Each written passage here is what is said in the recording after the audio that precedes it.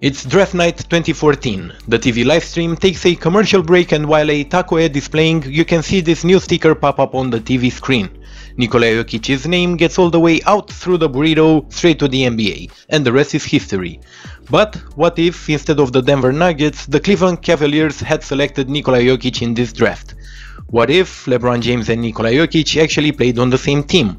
To give you some context, in this year, the Cavs were looking for a future superstar talent to partner with Kyrie Irving for the foreseeable future, as they held 2 picks in the draft, none other more important than the number 1 selection, but also the 33rd pick.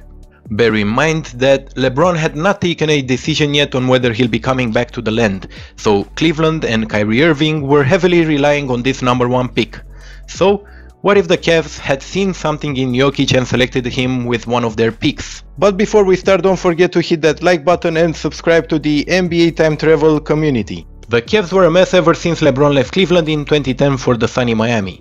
Their 2014 season ended with a 33-49 record, good enough for the 10th place in the Eastern Conference.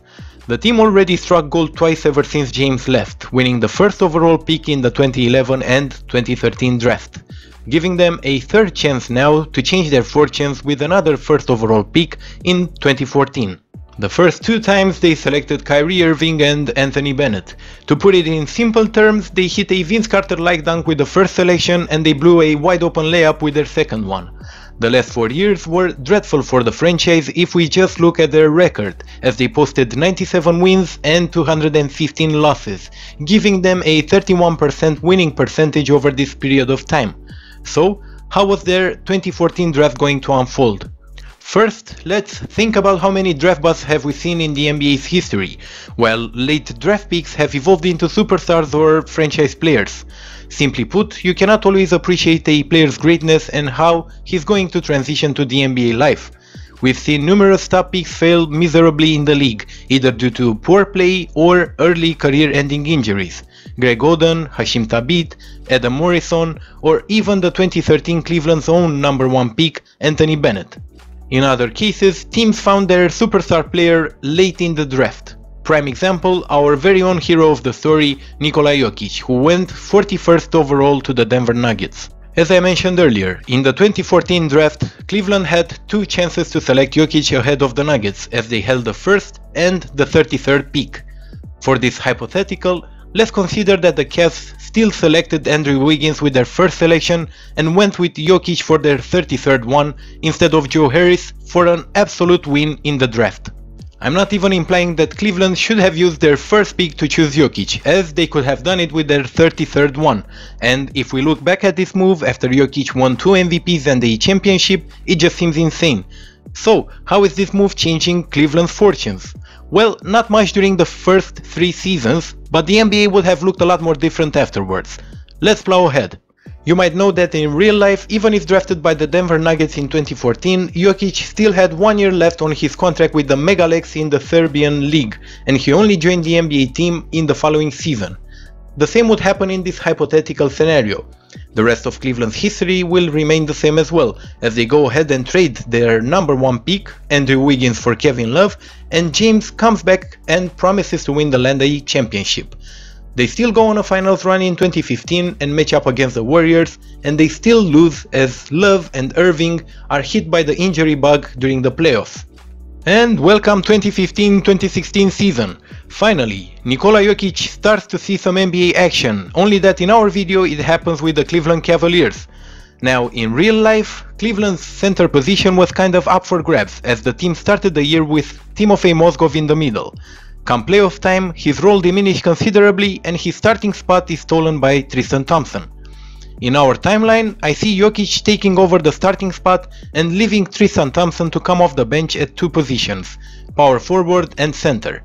TT's and Nikola's games are very different. On one side you have a solid defender and rebounder in Thompson, who can grab the occasional lob or offensive rebound to collect some points, evidenced by the fact that he only averaged 7.8 points per game for the 2016 season. On the other hand, you have a rookie Jokic, who I think would do a better job in Cleveland than he did in Denver, just because you have LeBron on your team who makes everyone around him better. So I think Nikola's development would happen a lot faster in our hypothetical compared to the real life. Plus, LeBron's and Big Honey's games complement each other so well that I think together they would have averaged 10 assists per game just assisting each other. James and Jokic somehow took turn in media's attention over the last 10 years as to who is the best passer in the league. I can only imagine the spacing that this team would have on the floor if they had a shooter and passer at the center position in Jokic instead of Thompson or Mozgov.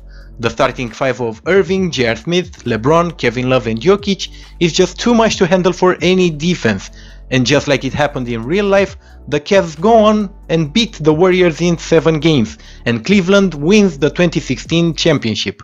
To conclude, Joker's first season in the NBA ends up with him winning a championship, even though he is not the main reason for it, but his development is accelerated by playing alongside arguably the best basketball player in history. And we end up in 2017, the year when the NBA world changed dramatically when Kevin Durant joined the Warriors. In Cleveland, Jokic only needed 1 season to become the starting center and LeBron's dream complementary big man that many thought Kevin Love should have been. No disrespect to the Love man, but Joker's skill set is just a match made in heaven for LeBron. Given his accelerated development, in his second season, Jokic already flirts with a 20-10-5 stat line. Cleveland just soars through the Eastern Conference to meet the Warriors in the finals. A lineup of James, Irving, Love and a sophomore Jokic should win you a championship in almost any other season, but not in this one. I see the Cavs winning 2 games instead of just 1 as they did in real life, but I'll be honest and say what everyone thinks. The Durant-led Warriors were just overpowered. A more seasoned Jokic would have definitely put the Cavs in a better position, so maybe next year? Not quite, because having 4 all-star caliber players on your team is not sufficient for Kyrie Irving not to demand a trade in the summer of 2017. The Boston trade still happens in our hypothetical, and Cleveland receives Jay Crowder, a hobbled Isaiah Thomas, and a 2018 first-round pick. Still, there's a silver lining for the Cavs in all of this. Jokic gains even more playoff experience, he improves in every aspect of the game, and he's ready to make the jump to superstar level. Unfortunately, this is not enough to capture a title in 2018 either. In my opinion, if Kyrie were to stay with this squad, they would have beaten the 2018 Warriors, but the lack of star power in the backcourt after Kyrie left causes the Cavs to lose a second straight finals just like they did in the original timeline. On individual accolades, Jokic gets his first All-Star nod in 2018 and makes the All-NBA third team after averaging a 20 points, 10 rebounds double-double, coupled with 6 assists per game. So, what now? Does having another superstar on the roster make James stay in Cleveland instead of leaving to join the Lakers in 2018? I think a player like Jokic is a hidden gem, and general manager James has more than the eye test to understand the greatness lying in front of him. Not only that, but had he joined the Lakers, LeBron's wish was to partner with a dominating big man, and in the original timeline he more than tampered with his entire speech to recruit Anthony Davis. In our timeline, the situation looks a lot more optimistic in Cleveland with a superstar Jokic on the squad. I understand the business aspect of James moving to LA, but Jokic would be a great incentive for him to stay in Cleveland because the odds of winning a championship here are far greater than the ones offered by the Lakers. The only problem left for the Cavs was that James, Jokic and Kevin Love were all free agents in this offseason. This time, instead of extending Love for $30 million per year, the Cavs hand this bag of money to the Joker on a 5-year deal. LeBron decides that LA might not pry Anthony Davis away from the Pelicans anytime soon, and instead of wasting 1 more year of the already extended prime, he decides to stay home and run it back with his Serbian fellow. So he signs a typical 2-year contract. Although losing Kevin Love in free agency was not ideal, the Cavs had bigger plans for this summer. Their biggest weakness in the 2018 finals loss was the backcourt firepower, and losing Kyrie was a big blow, so they had to fill those point guard and shooting guard spots. So, for Cavs to stay relevant and still compete for the title, their roster had to be drastically improved. Now, the Cavs possess 2 weapons on their side.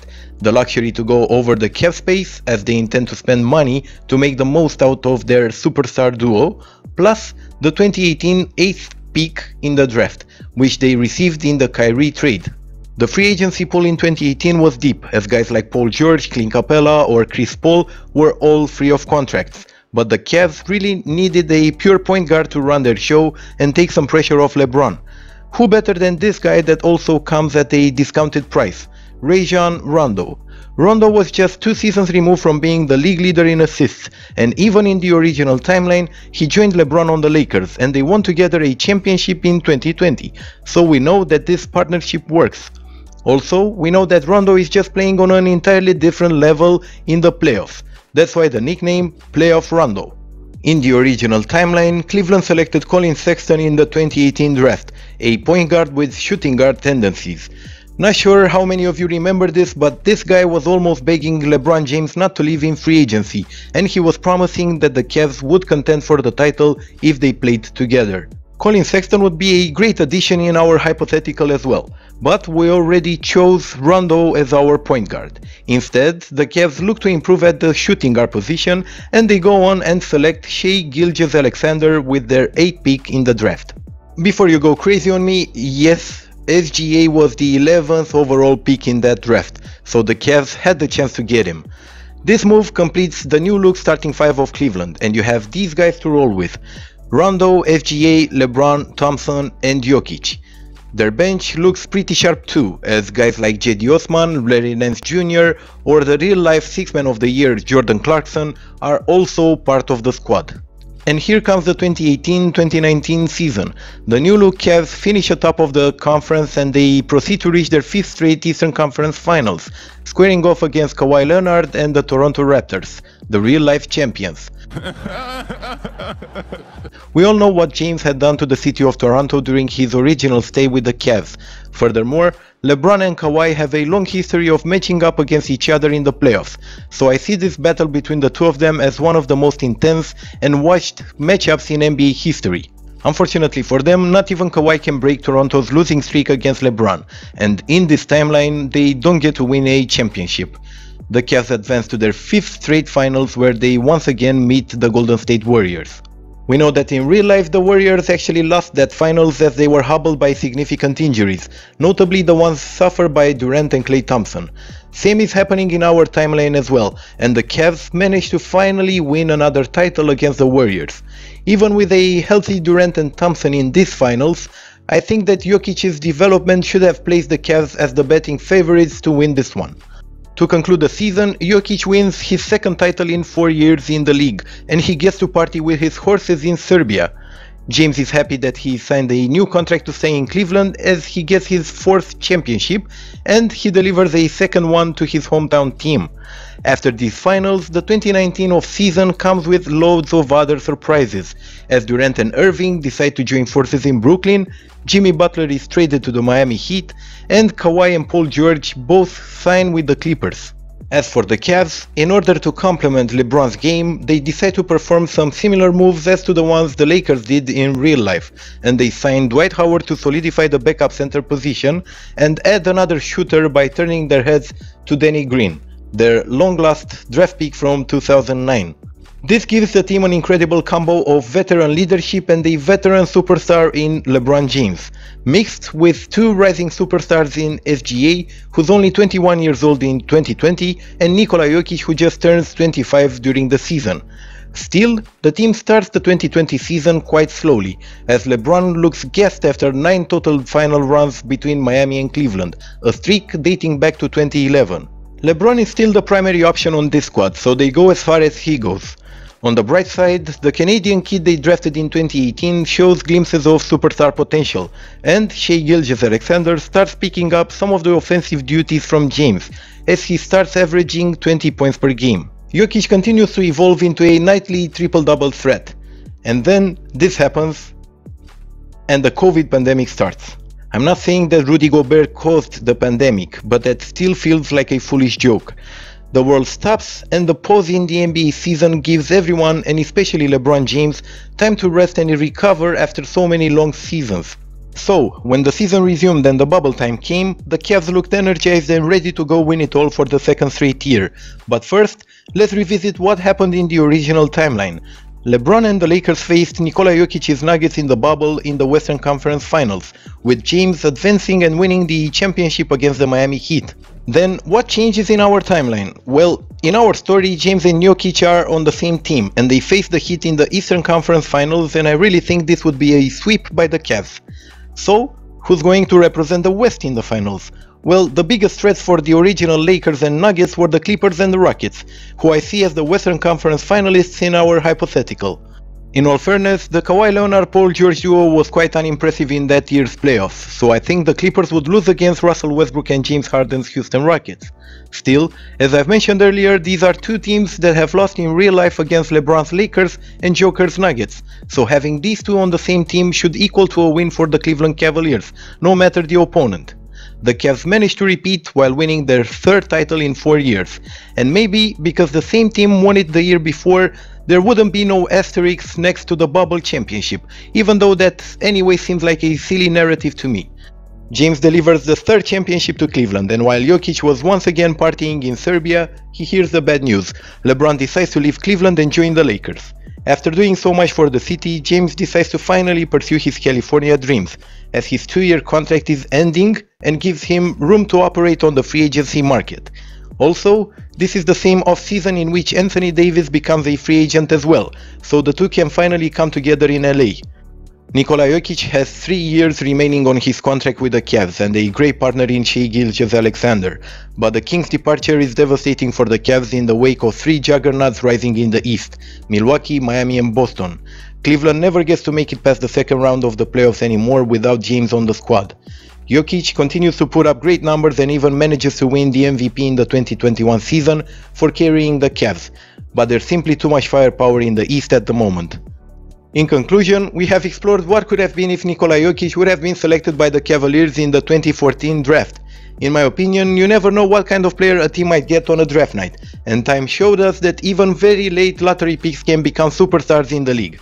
It's just a matter of who sees the potential in each player in the draft, and who decides to bet on the next plus-size Serbian kid who can become a 2-time MVP and NBA champion. But let me know in the comment section below, what do you think about this what-if scenario, and how would you see this story unravel? Thanks for watching.